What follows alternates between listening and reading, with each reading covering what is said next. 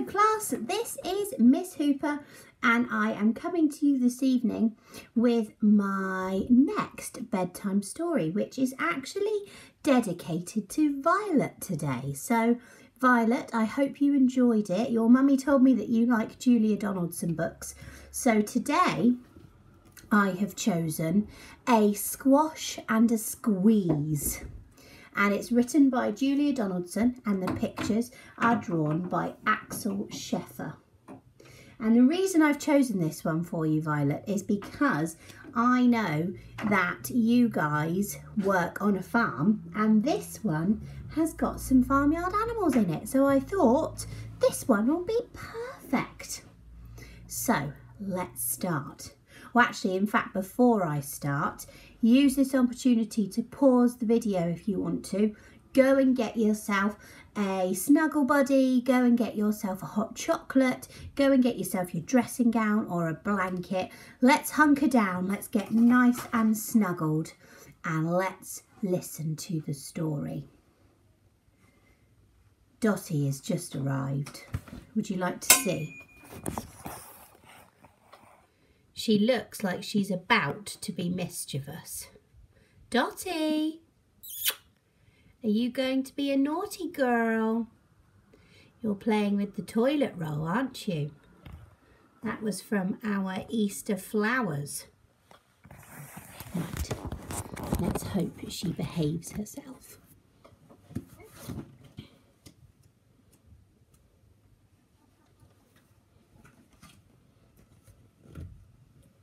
A little old lady lived all by herself, with a table and chairs and a jug on the shelf. A wise old man heard her grumble and grouse. "There's not enough room in my house. Wise old man, why won't you help me, please? My house is a squash and a squeeze." That means there isn't a lot of room. Oh. "Take in your hen," said the wise old man. "Take in my hen? What a curious plan."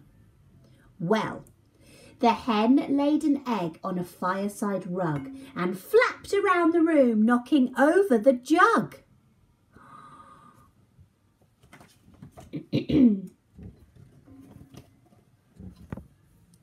The little old lady cried, "What shall I do? It was pokey for one, but it's tiny for two. My nose has a tickle and there's no room to sneeze. My house is a squash and a squeeze." And she said, "Wise old man, won't you help me, please? My house is a squash and a squeeze." Join in, guys, with the squash and the squeeze. Wonder what she's going to do next. "Take in your goat," said the wise old man. "Take in my goat? What a curious plan." Well, the goat chewed the curtains and trod on the rug, then sat down to nibble, and not trod on the rug, Miss Hooper. Well, the goat chewed the curtains and trod on the egg, then sat down to nibble the table leg. Oh, what a naughty goat. The little old lady cried, "Glory be! It was tiny for two and it's titchy for three. The hen pecks the goat and the goat's got fleas. My house is a squash and a squeeze." And she said, "Wise old man, won't you help me, please? My house is a squash and a squeeze." Well done. I wonder what the wise old man is going to say next. And how must that wise old lady, or how must that lady be feeling? She's had her curtains broken, she's had her jug broken, she's had her table leg chewed. Gosh, she can't be very happy. "Take in your pig," said the wise old man. "Take in my pig? What a curious plan." So she took in the pig, who kept chasing the hen and raiding the larder again and again. Look at that naughty pig. He's eating all the food. What bits of food can you spot in the picture? There's lots and lots and lots of things there, lots of vegetables. Naughty pig. The little old lady cried, "Stop, I implore you. It was Titchy for 3 and it's Teeny for 4. Even the pig in the larder agrees. My house is a squash and a squeeze." And she said, "Wise old man, won't you help me, please? My house is a squash and a squeeze." Well done. Well, actually, those animals are looking quite pleased with themselves, aren't they?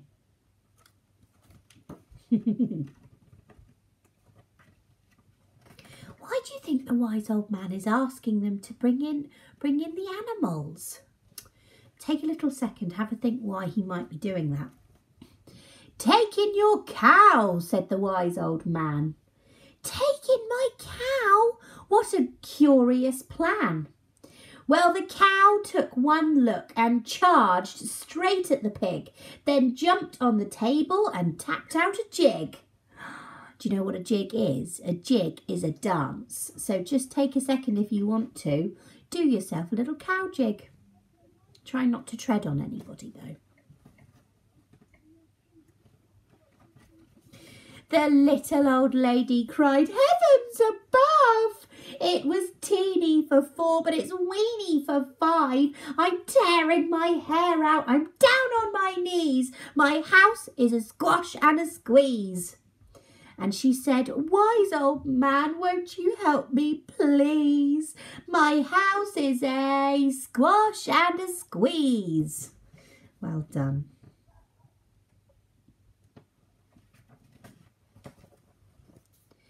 "Take them all out," said the wise old man. "But then I'll be back where I first began." So she opened the window and out flew the hen. "That's better. At least I can sneeze again." Choo! She shooed out the goat and she shoved out the pig. My house is beginning to feel pretty big. Have a look at her face. How do you think she's feeling now? Her face is telling us something, isn't it? And how do you think the animals feel? They've just got used to being in the house and now they're being told they've got to go back outside. She huffed and she puffed, just like the big bad wolf, and pushed out the cow. "Just look at my house. It's enormous now." "Thank you, old man, for the work you have done. It was Weeny for 5. It's gigantic for 1. There's no need to grumble. There's no need to grouse. There's plenty of room in my house."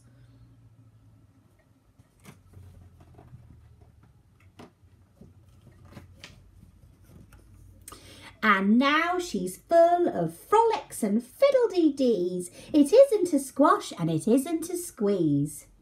Yes, she's full of frolics and fiddle-dee-dees. It isn't a squash or a squeeze. Ah, look how happy she is. She's dancing around. Those animals don't look particularly happy anymore though, do they? So that wise old man was quite wise, wasn't he? He was quite clever. He encouraged the old lady to bring in all of those animals so that she felt really, really squashed and that there was no room. And then as soon as they left, although nothing had really changed in her house other than a couple of things being broken, it suddenly felt gigantic, didn't it? Fabulous. So, I hope you enjoyed our story this evening, A Squash and a Squeeze by Julia Donaldson. Wonderful, I really like that story. Lots and lots of fun. Just before I pop off today, I've been getting lots of requests from people, but I haven't actually had any requests from people in Oak class. So I'm going to give you just 3 books now, and then if you could either ask your mummies and daddies if you can send me a little email, they'll be able to show you how to do it, or just tell your mummy and daddy which one you would prefer and get them to send me an email. So next story time, which won't be tomorrow, will be on Friday, I can do one that you guys want to, and I'll be doing the one that has the most votes, okay? So just like we do in the classroom when you put your hand up to vote for one, today, instead of putting your hand up, because I don't know if you've put your hand up or not, send me a little email. So your choices are, number 1, Where the Wild Things Are, Story and Pictures by Maurice Sendak. Beautiful story, that one. So that's choice number 1, Where the Wild Things Are. And actually, if I read the blurb, you'll know a little bit what it's about, so you can decide whether you want it or not. This is the story of Max's adventures when he sails away to the land where the wild things are. And that's it. That's all that it says. So it's about a little boy's adventure to a fantastical place where he meets lots of creatures, and it's called Where the Wild Things Are. Okay, so that's option number 1. Option number 2 is Oi Frog. We love this in school, don't we? By Kes Gray and Jim Field. Okay, so you guys kind of know what this story is about. Does this one have a little blurb? It does, right at the back. It was in the front of that other book. It's on the back of this one. This one says, cats sit on mats, hares sit on chairs, mules sit on stools, and gophers sit on sofas. But Frog does not want to sit on the log. So what is he going to sit on? That is your second choice. And your third choice, another lovely one here, is Lost and Found by Oliver Jeffers. And if you are an Oliver Jeffers fan, I know that he is one of those authors that is doing online storytelling where he is actually reading his own stories. So pop Oliver Jeffers story time maybe into the computer and see what you can find. But that is your third choice.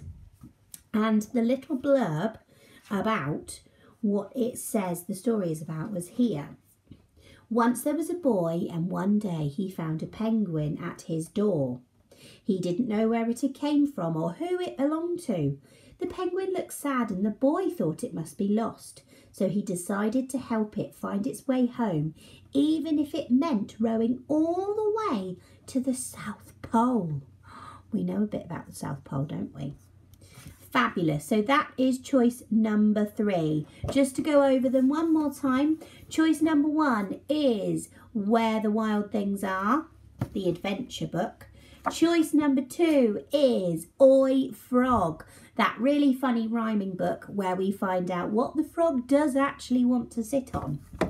And choice number 3, Lost and Found, another adventure book, but this time the adventure is to return that penguin to the South Pole. Cool. Let me know what you would like to listen to next. I hope you have a lovely evening and a beautiful sleep, and I will see you tomorrow morning bright and early for your next challenge. Fabulous. Bye guys, lots of love.